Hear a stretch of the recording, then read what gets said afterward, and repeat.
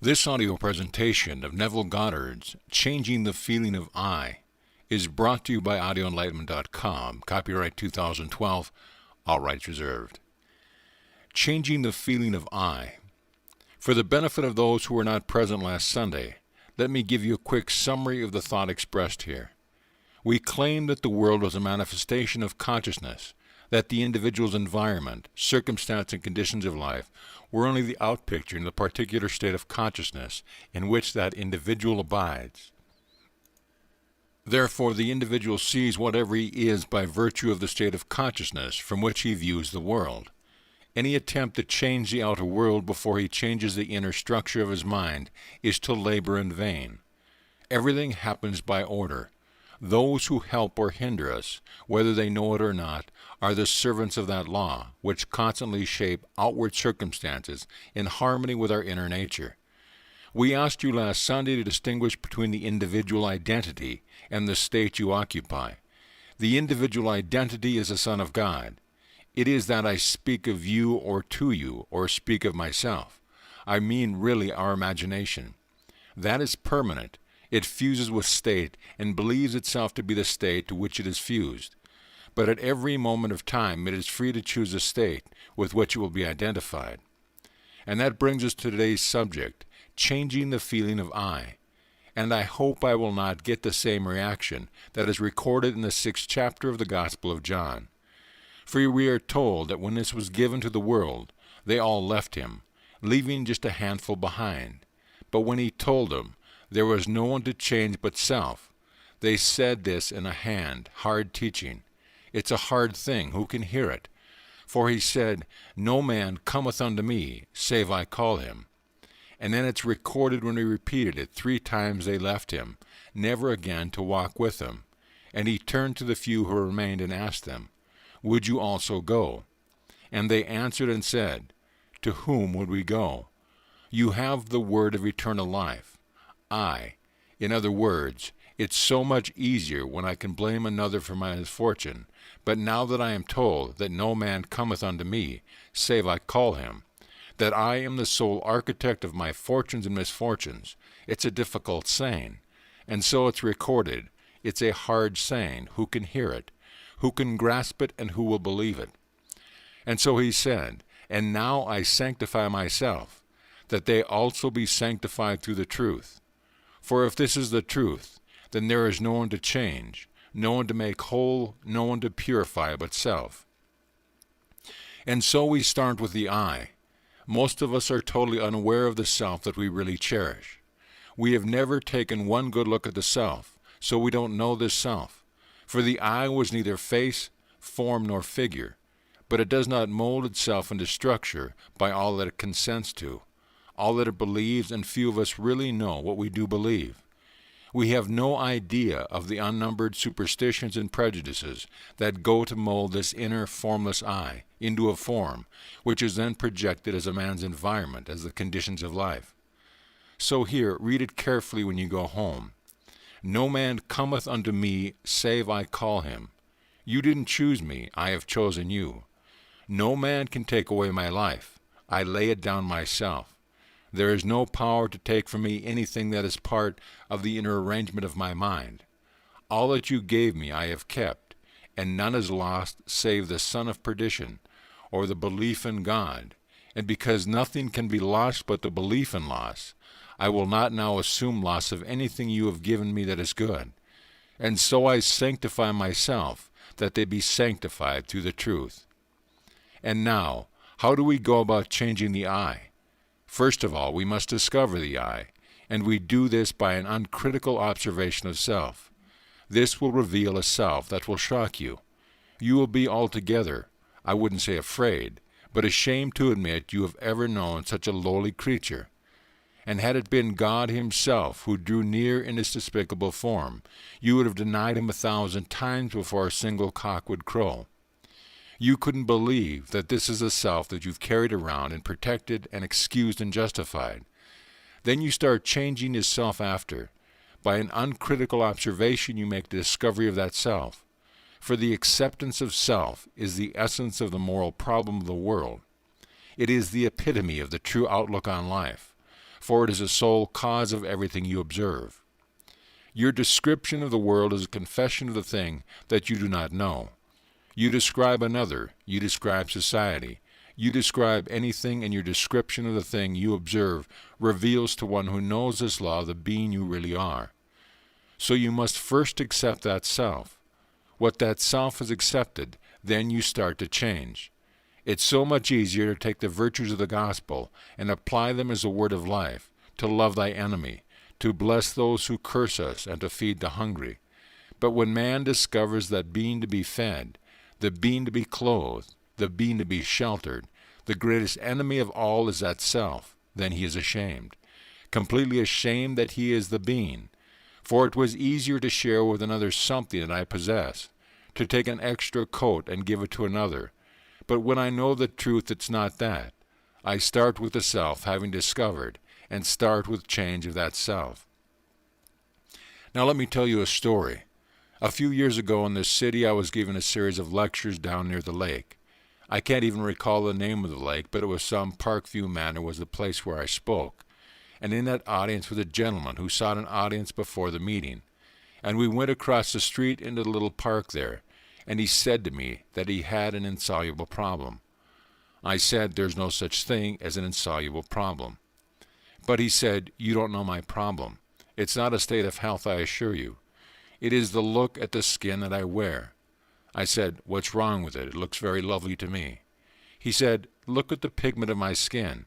I, by the accident of birth, am now discriminated against.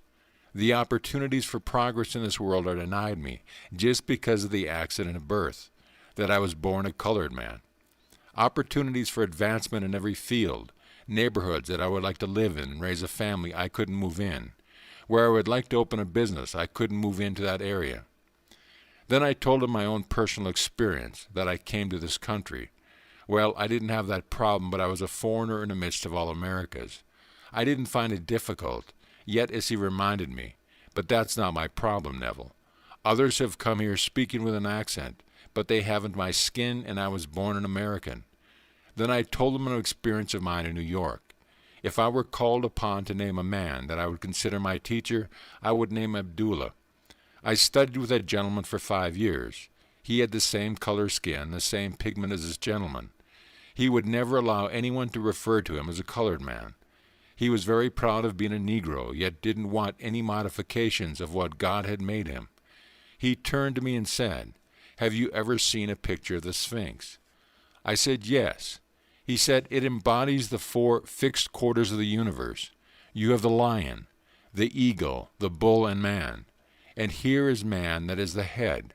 The crown of that creature called the Sphinx, which still defies man's knowledge to unriddle it, was crowned with a human head. And look carefully at the head, Neville, and you will see whoever modeled that head must have been a Negro. Whoever modeled it had a face of a Negro, and if that still defies man's ability to unravel it, I am very proud that I am a Negro. I have seen scientists, doctors, lawyers, bankers from every walk of life seek an audience with old Abdullah, and everyone who came through themselves honored to be admitted to his home and to receive an interview. If he was ever invited out, and he was always the honored guest. He said, Neville, you must first start with self. Find self. Don't be ashamed ever of the being you are. Discover it and start the changing of that self. Well, I told this gentleman exactly what Abdullah had taught me, that there was no cause outside of the arrangement of his own mind. If he was discriminated against, it was not because of the pigment of his skin, though he showed me signs as large as all outdoors denying him access to certain area. The sign is there only because in the minds of some men such patterns are formed, and they draw unto themselves what now they would condemn, that there is no power outside the mind of man to do anything to man, and he by the arrangement of his own mind, by consenting to these restrictions in his cradle, and being conditioned slowly through his youth, walking into manhood, believing himself set upon, would have to be set upon, but no man cometh unto me, save I call him. So then someone comes to condemn or to praise. They couldn't come unless I call him. Not a man called Neville, but that secret being that is not called Neville. The secret being that is the sum total of all belief, of all things that I consent to, that form of pattern of structure, that secret being draws unto itself things in harmony with itself. Well, that man went away and wrestled with himself. He couldn't believe everything I told him, not at night. But last Sunday morning in the lobby he came forward and we renewed the friendship. He told me next door to show me the fruit of his teaching. He said, Neville, it took me almost 3 years to really overcome the fixed idea that I, by accident of birth, would be a secondary citizen. But I overcame it. Now here is my office on Wilshire Boulevard. I picked this one because it was the only one offered. 4 equally wonderful spots were offered me. I took this one because it had greater telephone faculties, but the others were equally good. Now here is my office. Now you couldn't judge my income from this office, lovely as it is. Everything is nice above it, but Neville, this year I will net $250,000. Well, in America that is still a fabulous sum of money. It would be as staggering in any other part of the world, but even in fabulous America, a man to net $250,000 is really up to the very highest of brackets.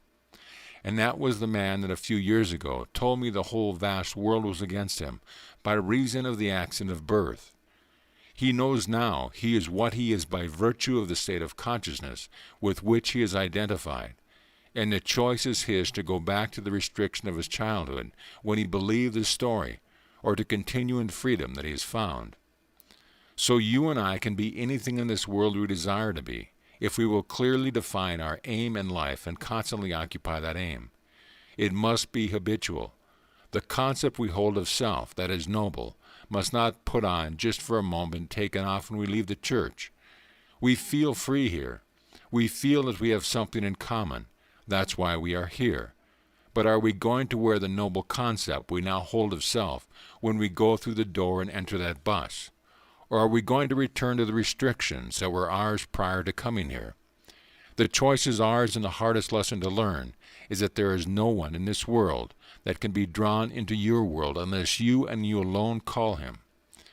So do not do what they did thousands of years ago, for that is the beginning of the cessation of the great truth. So we are told they turned away from it, never again to walk with it, and the few who remained didn't like it either. But where would they go if this in the world of eternal truth? Not that it is true for this day and age, but if this is the law of being, and in all the dimensions of my being it holds true, if this is eternally true, then let me learn the lesson now, though I wrestle with myself as he did for 3 years. So the changing of the feeling of I is a selective thing because unnumbered states are infinite states, but the I is not the state. The I believes itself to be the state when it enters and fuses with it. So he was presented with a state, and without the faculty of discrimination in his youth, he fused with the state and believed these restrictions were true. And it took him 3 years to disentangle the I from those fixed ideas with which he had lived for so many years. Now you may take only a moment, or you, too, may take your 3 years. I can't tell you how long it's going to take you, but I'll tell you this much. It can be measured by the feeling of naturalness. You can wear a feeling until it's natural. The moment the feeling becomes natural, it will begin to bear fruit within your world. So I told this story at a small gathering here in the city, and not very many asked questions about it, but 3 people did. I did not ask the gentleman about the individual facts of the case. I went into his office, I saw it. I didn't look at his books. He volunteered this information and gave me the figure of $250,000 net for the year. I have not checked on or any way verified the statement. I believe it implicitly, but I will not go along with those who believe that unless you have certain things to start with, you cannot apply this law. You can start now from scratch and choose the being you want to be. You aren't going to change the pigment of your skin, but you will find your accent or the pigment of your skin or your so-called racial background will not be a hindrance. For if a man is ever hindered, it can only be a state of consciousness in which he abides that hinders him. Man is freed or constrained by reason of the state of mind in which he persists. If you persist in it, well, then I say it will persist in it. But I warn you, no one cares, and that is an awful blow when a man discovers that no one but himself really cares. So we find ourselves weeping with ourselves in the hope of getting others to weep with us. And what an awful shock when the day arrives when we discovered that no one really ever cared. They will give us some little listening ear for a moment, just as they were passing by, but they really don't care. When we make that discovery, we shake ourselves out of it and boldly appropriate the gift our Father gave us before the world was. So let me show you the gift. You've read the Lord's Prayer possibly daily, but you read it as a prayer from a translation of a translation, which does not reveal the sense of the evangelist. The real translation you will find in Farr Fenton's work, where in the original it is written in the imperative passive sense, which is like a standing order, a thing to be done absolutely and continuously, so that you can look now upon your universe as one vast internet machinery where all things happen. There isn't a thing to become, all things are taking place, so it is written in this manner, Thy will must be done, Thy kingdom must be being restored. It is the only way you would express it if you would express the imperative passive mood. But from the Latin from which our translation was made, there is no first aorist or in the imperative passive mood. So we have it in the way we have it, but it does not reveal the intent of the mysteries. If you will see all things are now, you don't become. You simply select the state that you would occupy. Occupying it you seem to become, but it is already a fact. Every aspect of that state in the most minute detail. It's worked out and taking place. You, by occupying the state, seem to go through an action of unfolding the state, but the state is completely finished and taking place. So now you choose the being you want to be, and by choosing a being other than what you are now expressing, you start the change of the feeling of I. Now, how will I know that I have changed the feeling of I? By beginning first with an uncritical observation of my reactions to life, and in noticing my reactions when I think I am identified with my choice. If I assume that I am the man that I want to be, let me observe my reactions. If they are as they were, I have not identified myself with my choice, for my reactions are automatic, and so if I am changed, I would automatically change my reactions to life. So the changing of the feeling of I results in a change of reaction, which change of reaction is a change of environment and behavior. But let me warn you now, a little alteration of mood is not a transformation. It's not a real change of consciousness. Because as I change my mood for the moment, it can quickly and rapidly be, I would say, replaced by another mood in a reverse direction. When I say that I was changed, as that gentleman changed his mood, his basic mood, his state of consciousness, it means that having assumed that I am what the moment denied, what my reason denied, that I remain in the state long enough to make the state stable, so that all of my energies are flowing from that state. I am no longer thinking of that state, I am thinking from that state, so that whatever a state grows so stable as to definitely expel all of its rivals, then that central habitual state of consciousness, from which I think defines my character, and is really a true transformation or change of consciousness. Whenever I reach that state of stability, watch my world mold itself then in harmony with its inner change, and men will come into my world. People will come to aid, and they will think they are initiating the urge to help. They are playing only their part. They must do what they must do because I have done what I did.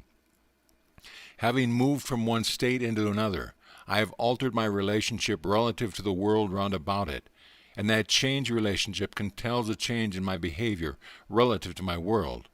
So they have to act differently toward me. So in the changing the I, you start with desire, which we will unfold and elaborate on tomorrow night. For it starts with desire. Desire is the spring of action. For you must want to be other than what you are. We fail because we do not fall in love enough with an idea. We aren't, I would say, moved enough to want to be other than what we are. If I could get you to be completely in love with some state to the point where it haunted the mind, I could almost prophesy to you would be in a not distant future externalize that state within your world. And the reason we fail, we aren't hungry enough to change. For either we do not know the law or we haven't the urge or the hunger to really bring about the change. For the changing of the feeling of I results in the change of reaction, which change of reaction results in the change of the world. If you like your world and you are complacent about it, you haven't started on the road of the mysteries. For the very first beatitude appeals to one who is not complacent. Blessed are the poor in spirit. You must be poor in spirit, not complacent, not satisfied. The man who thinks that by reason of birth, the religion that he inherited at birth is good enough for me, that he is not dissatisfied, he is not. I would say move that being is complacent, and therefore he is not poor in spirit, he is very rich in spirit. Theirs is not the kingdom of God.